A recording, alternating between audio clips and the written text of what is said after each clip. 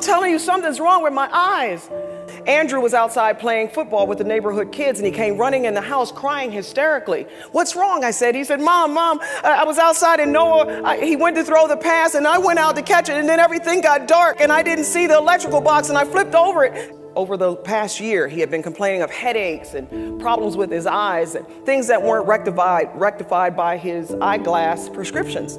So I decided to get him into the pediatrician first thing on Monday morning. She said, this sounds a lot like migraines. And I said, no, I know a lot of people with migraines, and he doesn't seem to ever talk about the light sensitivity. He doesn't get the nausea. So she orders an MRI. Well, fast forward, it's Tuesday night and I'm sitting at home. It's March Madness. I'm in basketball, so my world right now is crazy. I've got to get to the Big Ten Network in Chicago. So I'm sitting there in my room studying all these teams, and all of a sudden I heard this voice, and it was really deep. It said, write this down. And then I began to write with a fever and a muse and a passion I had never experienced before. Out of me in about 40 minutes came this entire story about this woman who was hanging out with these two knuckleheaded friends, one named Worry, one named Doubt. And as long as she was hanging out with those two friends, her whole world fell apart. Till one day she passed out, and when she woke back up, there was this new friend named Faith. And when she started hanging out with Faith, her entire life improved. I ran into the living room and I said, Andrew, you've got to listen to this. And I read him the poem. He said, Mom, this is a great inspiration. You should make it into your next book. And indeed I did, spoiler alert. But there were some things that I had to learn first. You see, my life had been built on passion, and I learned that passion alone wasn't enough. Because on Wednesday morning it was time to take Andrew in for that MRI. 2 hours after that MRI, I ended up getting a phone call, come in. And the doctor stared at me and with tears in her eyes, and she said, Andrew has a very large brain tumor. He's in an emergency situation. We'll have to get it out immediately. Flagrant foul. The next thing I knew, I was standing in front of some neurosurgeon who was telling me there's a good chance that your son may die, but we're going to do everything we can to save his life. And even if we save his life, there's a good chance that he'll be blind, but we're going to do everything we can to protect his sight. Huge, flagrant foul. I have no idea how I'm supposed to deal with this, not on my own, but now I have to go and I've got to explain it to my 12-year-old biscuit-loving son. And suddenly, as I'm driving furiously down the highway, not knowing what to do, the tagline to that poem popped up: stop hanging out with worry and doubt and make faith your new best friend. And right then I knew that I was given a vision miraculously placed inside of me to know how to lead my son to the next step. When he came home from school, I said, Andrew, you remember the story I wrote last night? He said, yeah, Mom, the one about faith. Did you call the publisher? I said, not yet. You see, that story's not meant for everyone else yet. That's a book for you and me right now. It's you and me that have to stop hanging out with worry and doubt and make faith our new best friend. Surgery day, and there Andrew is, still trying to muster a smile. For 6 hours we prayed, and as faith grew, the craniopharyngioma did indeed disappear. The surgeon said they had got it all. It was the happiest 10 seconds of my life. That was the win. My son was alive, but the foul was Andrew was blind. And at that moment, I realized I was blind too, because I had no clue what to do to help Drew. The only thing worse than losing your sight or as being blind is having sight but no vision. Helen Keller said that. And at that moment, I remembered that quote, and that moment I started learning a lot of life and leadership lessons. The first one was no peripheral distractions. You see, one day we held on to faith, and Andrew woke up and he could see just a little bit of light. And the way he still sees, he's blind in his right eye and he's blind in the left peripheral. He sees as if looking through a little straw.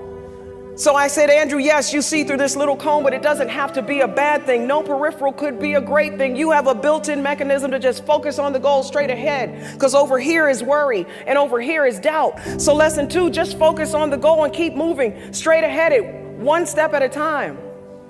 Focus on the goal. Andrew wasn't hearing it.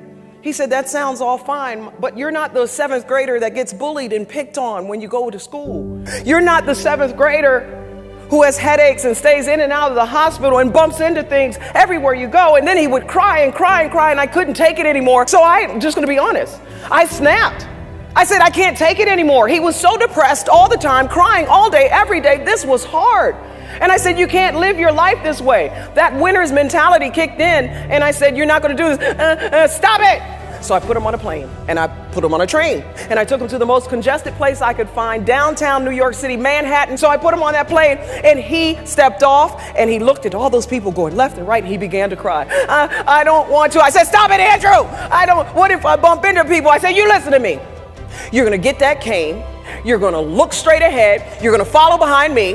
And if people get in your way, you take that cane and you just swing it like this, Andrew. Just go. Just go. Keep on moving. Hurry up. Sometimes we have to face our fears. He did it. The next thing we learn, sometimes true strength means asking for help. You see, most of us are very, very proud. When pride says do it yourself, but wisdom says find someone who knows. Listen to your wisdom. You're going to be very, very proud that you did. We found the Florida School for the Deaf and the Blind, where Andrew went on, and just that 1 year, he became valedictorian of his 8th grade class. The fourth thing, don't let things you can't do overshadow the things you can. In your business world, in your personal world, you will find people constantly saying you can't. The magic words always for winner's mentality is I can. Don't let those things discourage you. They said you can't play football, you can't play basketball. I said, surely there's something you can play, Andrew. He went on and he found goalball. It's a Paralympic sport for the blind. You can. Number 5, trust that eventually you'll learn to survive your new normal. This is a big one, folks, because we're in a world that is constantly changing. Change is often difficult. It's also inevitable. You have to trust that you're going to survive it. After all, every day is a new day, and you're still here, right? Most of you. Lesson number 6, one thing worse than losing your sight truly is losing your vision, and this was the big lesson. You see, sight to me is physical. It's the here and now. Vision is spiritual. Sight is perception of your present. Vision is faith in your future. And the last lesson, you are significant. We're living in a political time where everybody wants to matter. It's just a core part of who we are. So passionately play your position no matter how bad things get. Passionately play your position. You are significant. Ultimately, we're here to lead and to serve everybody else. By doing that, we encourage others to do the same. Andrew went on. He is now in his first semester after he didn't even want to go to school. He is now a freshman at Florida State University, struggling like everybody else. The weird thing, his interest is now helping others with disabilities. You see how those fouls in your life, if you just trust the vision, will come back in and it will lead you directly to your purpose. That's how we all win.